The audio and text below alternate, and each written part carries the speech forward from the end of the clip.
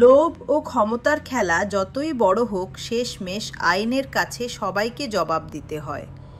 প্রিয় বন্ধুরা, ডার্ককাস্টে আপনাদের স্বাগতম। আবারও নিয়ে এলাম একটি নতুন ক্রাইম স্টোরি। আমি আপনাদের হোস্ট রমা। আজ শোনাবো এক কুখ্যাত মানুষের গল্প, যে নিজের বুদ্ধি, নৃশংসতা আর লোভ দিয়ে গড়ে তুলেছিল বিশ্বের অন্যতম বড় মাদক সাম্রাজ্য। তার নাম জোয়াকিন এল চাপো গুজমান। 1957 সালে মেক্সিকোর সিনালোয়া প্রদেশের এক দরিদ্র গ্রামে জন্ম নেন গুজমান। ছোটবেলায় দারিদ্র্যের কারণে স্কুল ছাড়তে হয়, আর অল্প বয়সেই তিনি জড়িয়ে পড়েন গাঁজা আর আফিম চাষে। সেই থেকেই তার চোখে বড় স্বপ্ন, কিভাবে দ্রুত ধনী হওয়া যায়। খুব শিগগিরই তিনি মাদক চোরাচালানকারীদের সঙ্গে সম্পর্ক গড়ে তোলেন, আর একসময় শক্তিশালী গোদালাঝাড়া কার্টেলের অংশ হয়ে ওঠেন। কিন্তু গুজমান শুধু সাধারণ কর্মী হয়ে থাকতে চাননি, তিনি ছিলেন অত্যন্ত চতুর ও নির্মম। 1980-এর দশকে তিনি নিজের নেটওয়ার্ক গড়ে তুলতে শুরু করেন, নাম দেন সিনালোয়া কার্টেল। এখানেই শুরু হয় এক সাম্রাজ্যের গল্প। এল চাপোয়ের সবচেয়ে বড় শক্তি ছিল তার উদ্ভাবনী মাদক চোরাচালান কৌশল। সীমান্ত টানেলের মাধ্যমে মেক্সিকো থেকে যুক্তরাষ্ট্রে টন টন কোকেন, হিরোইন আর মেথ পৌঁছে দিত তার লোকেরা। এই টানেলগুলোতে থাকতো আলো, বায়ু চলাচল, এমনকি রেল লাইন, যেন কোনো সাবওয়ে। এছাড়াও তিনি ব্যবহার করতেন প্রাইভেট জেট, মাঝভর্তি ট্রলার আর বিশেষভাবে তৈরি সাবমেরিন।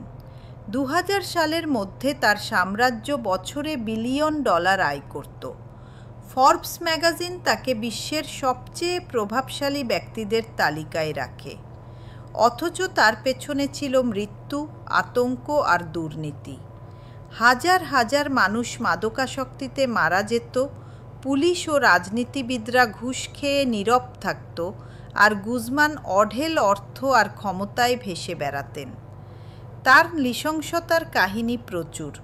শত্রুদের হত্যা করা, প্রতিদ্বন্দ্বীদের নির্মমভাবে সড়ক থেকে সরিয়ে দেওয়া, এমনকি নিজের সংগঠনের ভেতরে যারা বিশ্বাসঘাতকতা করত তাদেরও নিষ্ঠুর পরিণতি দেওয়া ছিল তার নিয়ম। সাধারণ মানুষ তাকে একদিকে ভয় করত, অন্যদিকে অনেক দরিদ্র মানুষ তাকে দেখত একজন রবিনহুড হিসাবে, কারণ তিনি গ্রামে স্কুল, রাস্তা আর হাসপাতাল বানাতেন। কিন্তু যত শক্তিশালীই হন না কেন, ধরা পড়া থেকে তিনি রক্ষা পাননি। 1993 সালে প্রথমবার গ্রেফতার হন, কিন্তু 2001 সালে জেল থেকে নাটকীয়ভাবে পালিয়ে যান একটি লন্ড্রি কার্টে লুকিয়ে।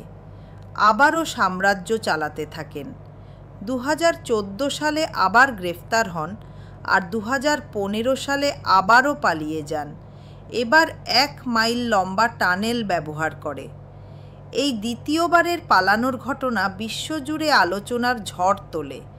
টানেলটি ছিল একেবারে সিনেমার মতো, আলো, বাতাসের ব্যবস্থা আর মোটর সাইকেল রাখা ছিল দ্রুত পালানোর জন্য। এই কাহিনী এল চাপোকে আরও কিংবদন্তি করে তোলে, কিন্তু তার ভাগ্য চিরদিন সহায় ছিল না। অবশেষে 2016 সালে মেক্সিকোর লস মোচিস শহরে তাকে পুনরায় ধরা হয়। 2017 সালে মার্কিন যুক্তরাষ্ট্রে হস্তান্তর করা হয়, যেখানে তার বিরুদ্ধে শতাধিক অভিযোগ আনা হয়। 2019 সালে নিউ ইয়র্ক কোর্ট তাকে আজীবন কারাদণ্ডে দণ্ডিত করে। এখন তিনি আমেরিকার একটি উচ্চ নিরাপত্তার কারাগারে বন্দী, যেখানে তার পালানোর আর কোনো সুযোগ নেই। প্রিয় বন্ধুরা, এল চাপোয়ের গল্প থেকে আমরা বুঝতে পারি, লোভ ও ক্ষমতার খেলা যতই বড় হোক, শেষমেশ আইনের কাছে সবাইকে জবাব দিতে হয়।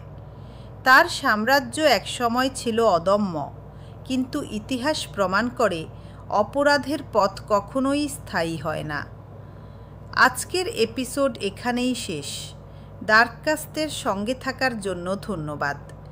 এই গল্প নিয়ে আপনাদের কী মন্তব্যে জানান, আর আমাদের ভিডিওটি লাইক ও সাবস্ক্রাইব করতে ভুলবেন না। আনটিল নেক্সট টাইম, আমি রমা বিদায় নিচ্ছি। নিজেদের আর প্রিয়জনদের প্রতি খেয়াল রাখুন। Take care and stay safe.